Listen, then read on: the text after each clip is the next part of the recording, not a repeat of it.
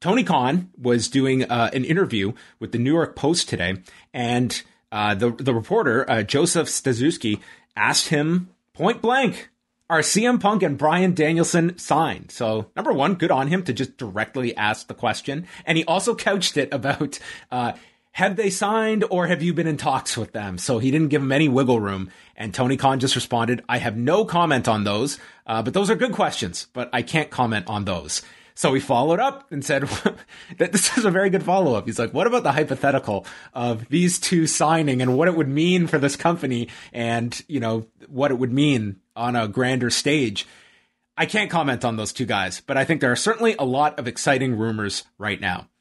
Now, Wei, I have been on the asking side of many of these where it is clear you are talking to a wall that is not going to divulge. But dude, I love this stuff. I love looking at like the strategy of this, of a very smart guy in Tony Khan who knows when he's going out there, this is the biggest stories concerning your company that he did not outright deny. He did not even half deny this. And that could have easily been, an opening for him to even to state that wiggle room of if deals were in principle with both parties, but pen has not met paper yet, could have just said, no one is signed.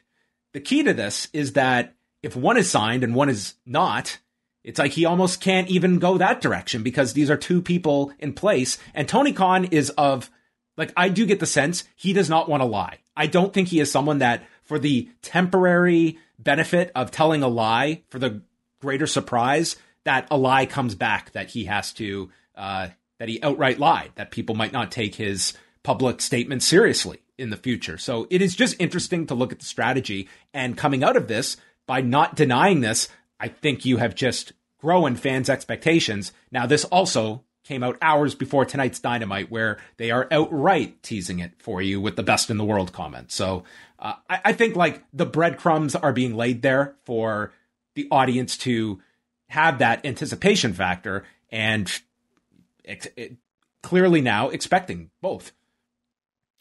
Yeah, everything you said. Yeah, it's to me a case of a fine balance between, using some of this hype and discussion to your benefit and still trying to maintain a surprise for the audience that is going to be there. And I think Tony Khan absolutely loves the discussion that's taken place.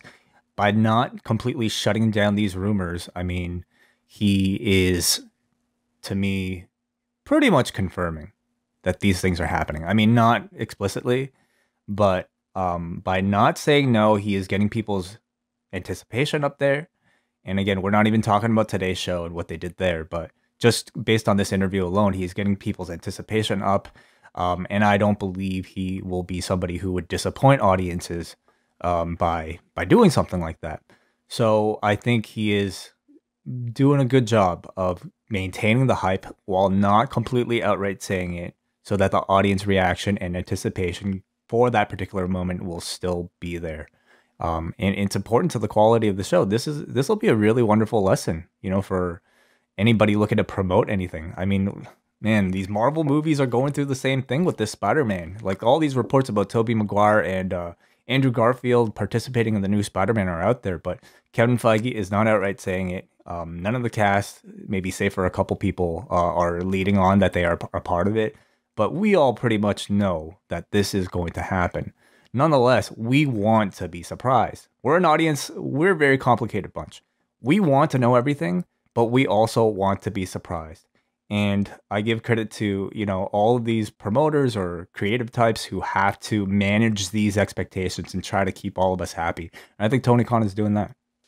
I think it's like the perfect scenario that you have that anticipation. I think like it's going to have an impact on viewership of people tuning in. Like, this is a pretty hot product at the moment, and you have these two potential debuts dangling for fans that maybe now are expecting them, but when are they coming? Like, you can look at, the obvious ones like Chicago. There are now 4 potential Chicago dates that you can choose from. And that goes into the announcement that came tonight that the company will be running the United Center on Friday, August 20th. This will be called The First Dance. It'll be the second edition of Rampage, and it will be their 4th date in Chicago in the span of 16 days. That is insane. And the United Center is massive.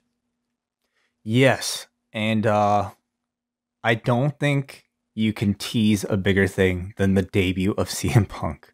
So I think it's incredibly important that they pretty much drive home the idea that, yes, you're going to see CM Punk here without, again, them actually saying it out loud.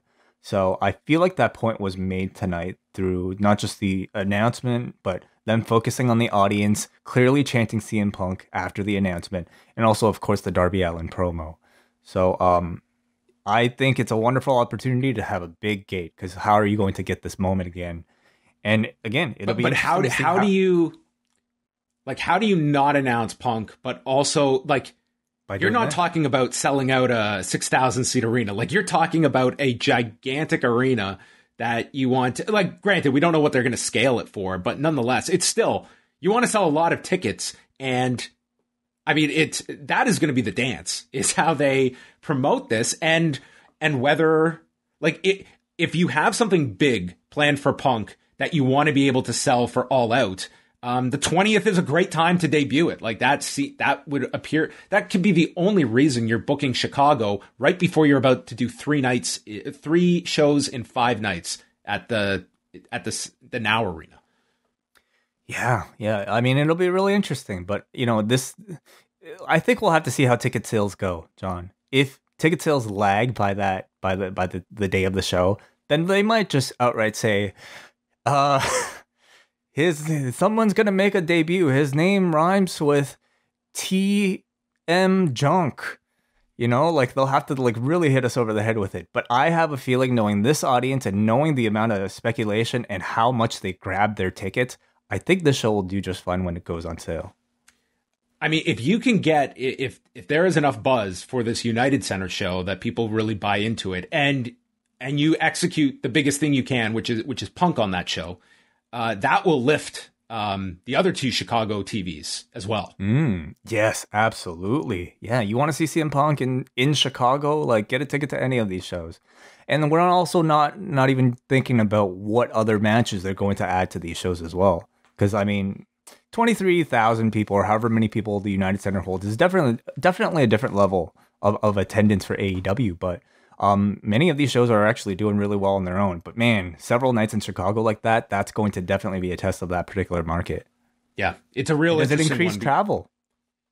Yeah, you're talking about a very savvy audience too, that I think would put 2 and 2 together of why would they book the United Center if not for something gigantic. Yeah. It would be the worst troll job in the world. Like, it would be the most disappointing thing in wrestling ever if he does not show up.